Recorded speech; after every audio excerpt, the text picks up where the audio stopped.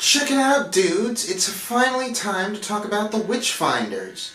Yeah, you know, real-life stuff kinda got in the way of me seeing this episode for a solid 25 hours, but now I'm here, and getting the most general of thoughts out of the way first. I think this may be one of, if not the only time in this series where I'm a bit less enthused than most other people when it comes to this episode. Now, don't get me wrong, I still like it, but much like Kerblam, I'm hearing a lot of people saying that this is their favorite of Series 11, and I just cannot get on that bandwagon.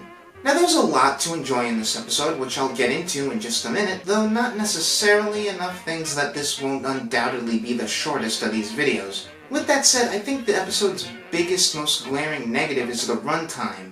I don't know if it's just how the script came out, but this is the shortest episode of the series at 45 minutes, and it definitely feels it. The longer running time, and by extension a more deliberate, gradual pacing, is something that I think all of the other episodes of Series 11 have benefited from, and if the story of the TARDIS team attempting to stop a tyrannical witch hunt that's actually a cover for a secret alien invasion suffers from anything, it's a lot of characters not being as fleshed out as they easily could have been, with a few more minutes for the episode to take its time on. With that said, we do get a couple of cool moments and a lot of good dialogue for the Doctor herself, and like last week, this is another story that attempts to give all three of the TARDIS crew something of value to do relative to the plot and supporting characters. After witnessing the death of someone's grandmother in the witch trials, our four heroes start to investigate, and as King James I gets embroiled in the proceedings, we spin out into a story about fear, which again I think could join the rest of the series as a really decent human nature exploration if it didn't feel like it was kind of in a rush to the end. There are a couple of poignant moments, mainly to do with James himself, but for the most part I feel like this episode is thematically a little bit flat. The fact that characters are driven by fear comes up almost every other line, and it is an interesting theme to pitch an episode around, especially since it's relatively subtle in its message about how those who claim that the guiltless have nothing to fear are often the most scared themselves. Over the course of the episode, Ryan and Graham get to have some cool double-act hijinks, and we get a tiny bit of backstory regarding Yaz, which subtly paints her as a contrast to the other characters around her in that she is relatively fearless, and seemed to be even in her past. It's not a character detail that the episode really dwells on, which I appreciate, since given previous episodes' track records, there really was no obligation to give Yaz even a subtle thematic character-based tie-in. With that said, the episode for the most part is really just serviceable. I may change my mind on that once I inevitably give it another rewatch, but as far as first viewings go, it feels like a very average, one-off, decently executed episode of this series in a way that I don't feel like anything else necessarily has.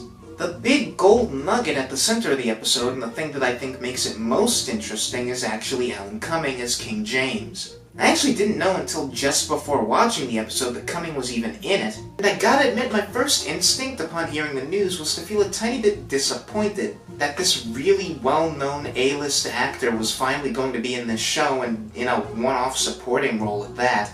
But as far as one-off supporting roles go, King James I is freaking fascinating. He's just a really, really compelling figure in this episode, and I honestly think he kind of carries the whole story. He's so funny, but he's also got multiple scenes of genuine pathos, and he's got a compelling character arc, and he's complex and morally gray, and none of that goes away by the end of the episode.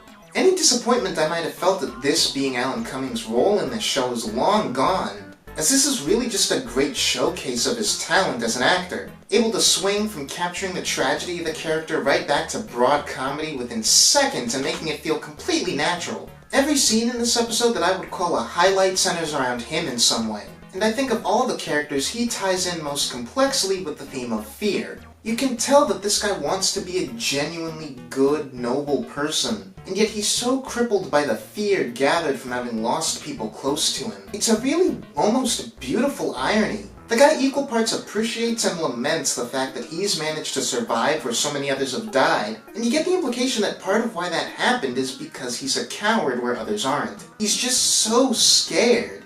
And yet the episode poignantly paints him as still just a human person. Driven by unreasonable fear, yes, almost to the point of malevolence, but reasonable enough to stop himself from crossing the line too many times. He feels like a guy who's trying, and I appreciate that. I know tons of people who are probably happy that we have an actual alien antagonist in this episode for the first time since the premiere, And while I won't say any more about them than that, I really do like the makeup effects on our lead alien baddie. The way that their skin always looks like it's bubbling or like something's trying to shove its way out of it. It's genuinely quite eerie.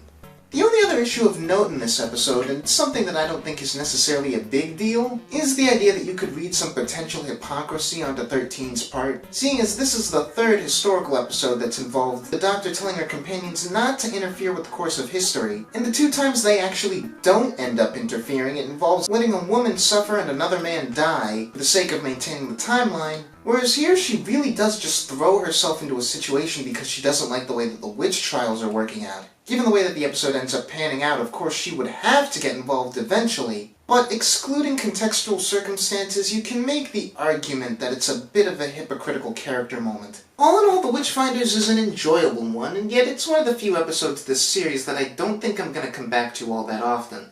It's a decent one-off adventure with one hell of a centerpiece character and performance, but it does feel like it's kind of missing something.